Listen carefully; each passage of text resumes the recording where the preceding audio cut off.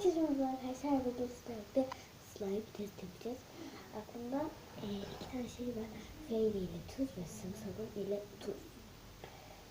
İlk önce kap lazım tabii ki bize arkadaşlar. O zaman başlayalım.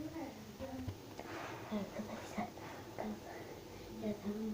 Ay işte korkumdan canım çıktı, korkum kaldı. Ama aldım.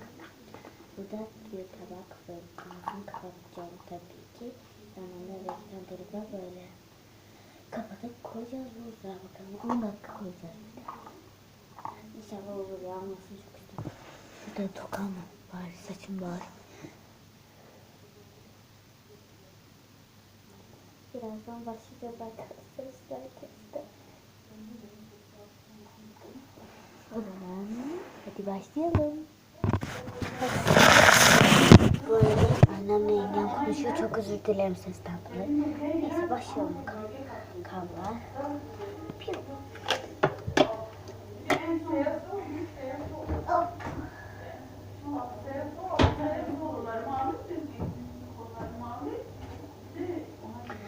Feyzimiz.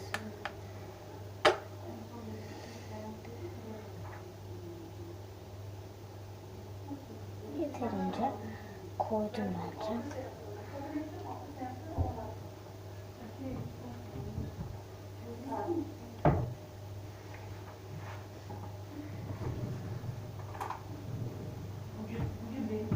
Kaşığımız. Karıştırıyoruz. Bağıracağım mı?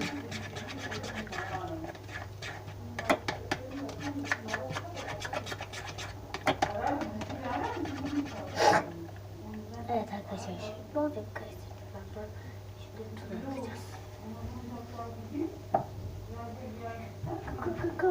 Tuzumuzu aldım.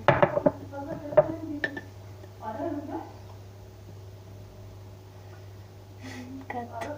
Çok mu kattım? Karıştıralım bakalım birazcık.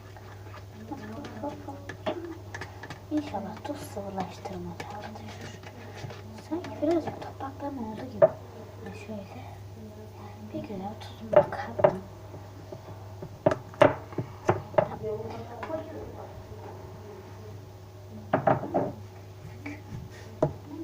Bir güzel karıştırıyoruz.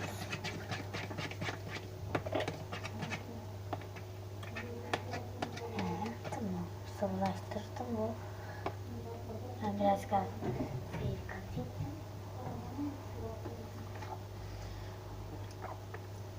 Tamam, yeterli.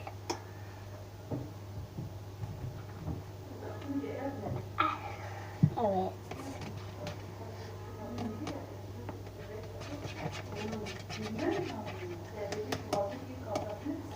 Sanki olmayacak gibi ama hayırlısı. Koyuyorum ve ağzını kapattım. Şimdi buzlattım, bakalım ne olacak orada. Evet arkadaşlar, feyriyi ve tuz karışımını buzluğa attım. 10 dakika bekleyip göreceğiz bakalım. Arkadaşlar video kısa bir süreliğine kesiyorum. Kanalım geri geldi bu arada. Kanalımın ismi Kuzenlerin Dünyası. Abone olmayı unutmayın, like de atmayı unutmayın. Videoya devam edelim. Evet arkadaşlar, şu anda 10 dakika geçti. Şimdi sayımızı buzluktan çıkartıyoruz. Getirdim. Heyecandan ölüyorum. Allah'ım. Açıyorum. Açtım. Bu ne? Bu ne?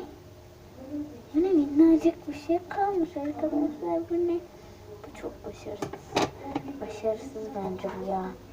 Bekle, birazcık daha elimi karıştıracağım. Elimi soktum ya. Parmağımı daha doğrusu. Evet arkadaşlar, gizli yaptım bu arada. Annem birazcık kızdı. Ama neyse arkadaşlar. Bu olmadı. Bence diğeri de olmayacak. Şimdi videoyu bitiriyorum. Dış ses dur, yüzümü gösterme. Videoyu bitiriyorum arkadaşlar. Kanalıma abone olmayı, like tuşuna basmayı, kendinize iyi bakın. Görüşürüz.